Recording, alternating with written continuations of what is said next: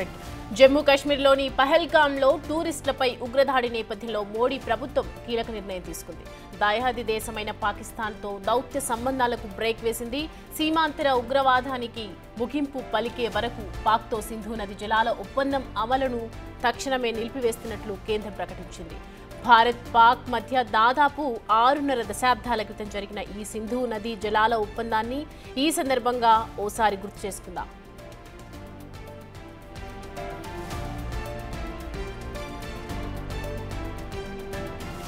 సింధు దాని ఉపనదుల జలాలను పంచుకోవటానికి ప్రపంచ బ్యాంకు మధ్యవర్తిత్వంతో భారత్ పాకిస్తాన్ల మధ్య ఒప్పందం కుదురుతుంది.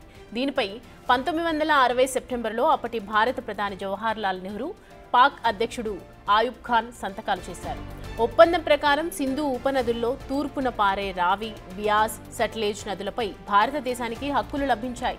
వీటి సగటు వార్షిక ప్రవాహం 33 మిలియన్ ఎకరాల అడుగులుగా ఉంది. సింధు నదితో పాటు దాని పశ్చిమ ఉపనదులైన జీలం, చీనాబ్లపై కూడా పాకిస్తాన్కు హక్కులు దక్కాయి.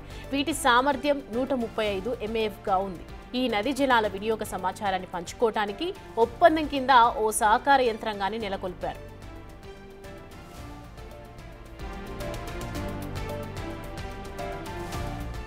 సింధు దాని ఉపనదుల జలాలను భారత్ పాక్లు పరస్పర స్నేహ సహకార సుహృదభావంతో పంచుకోవాలని ఒప్పంద పీఠిక నిర్దేశిస్తోంది. పశ్చిమ నదుల జలాలలో భారత్ వాటాను సేద్యానికి పరిమితంగా, జల విద్యుత్ ఉత్పత్తి, జల రవాణా, చేపల వేటకు గరిష్టంగా ఉపయోగించుకోవచ్చు.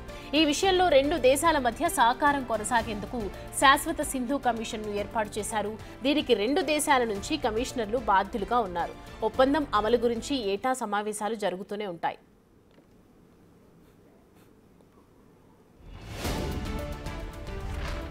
గత 6 దశాబ్దాల్లో భారత్ పాక్ల మధ్య యుద్ధాలు జరిగినా, పలుమార్లు ఉద్రిక్తతలు నెలకొన్నా సింధు జలాల ఒప్పందం అమలుకు అవేవీ అడ్డు రాలేదు. కానీ ఇటీవల కాలంలో డ్యాంల నిర్మాణం, నీటి వినియోగం, ఒప్పంద నిబంధనల అమలుకు సంబంధించి వివాదాలు తలెత్తాయి. ముఖ్యంగా పశ్చిమ నదులైన జీలం, చీనాబ్లపై, జమ్మూ కాశ్మీర్లోని నిర్మితమవుతున్న జల విద్యుత్ కేంద్రాలపై పాకిస్తాన్ తీవ్ర అభ్యంతరం వ్యక్తం చేస్తోంది. కానీ ఒప్పందం ప్రకారం ఈ ఉపనదుల జలాలను భారత్ సాగు కోసం పరిమితంగా, జల విద్యుత్ కోసం గరిష్టంగా ఉపయోగించుకోవచ్చు. అయినా కిషన్ గంగా, రాట్లే ప్రాజెక్టులపై పాకిస్తాన్ వివాదం లేవనెత్తి మధ్యవర్తిత్వ కోర్టును ఏర్పాటు చేయాల్సిందిగా ప్రపంచ బ్యాంకును కోరింది.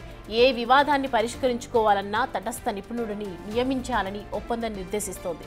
ఈ క్రమంలోనే ఇటీవల ప్రపంచ బ్యాంకు ఓ తటస్థ నిపుణుడిని నియమించింది.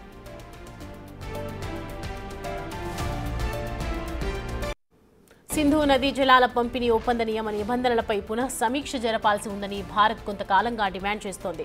1960లో ఒప్పందం కుదిరిన నాటికి ఇప్పటికీ రెండు దేశాల జనాభాలో, తాగు, సాగు, నీటి అవసరాలలో చాలా మార్పులు వచ్చాయని, పర్యావరణ, భౌగోళిక, రాజకీయ పరంగా కూడా మార్పులు చోటు చేసుకున్నాయని గుర్తు చేసింది. వాటిని పరిగణలోకి తీసుకుని ఒప్పందాన్ని సమీక్షించాల్సి ఉందని భారత్ స్పష్టం చేసింది. అయితే దీనిపై పాక్ మాత్రం వ్యతిరేకత వ్యక్తం చేస్తూ వస్తోంది. ఈ పరిణామాల వేళ తాజాగా పహల్గామ్ దాడితో ఈ ఒప్పందం అమలును భారత్ నిలిపివేస్తూ కఠిన నిర్ణయం తీసుకుంది.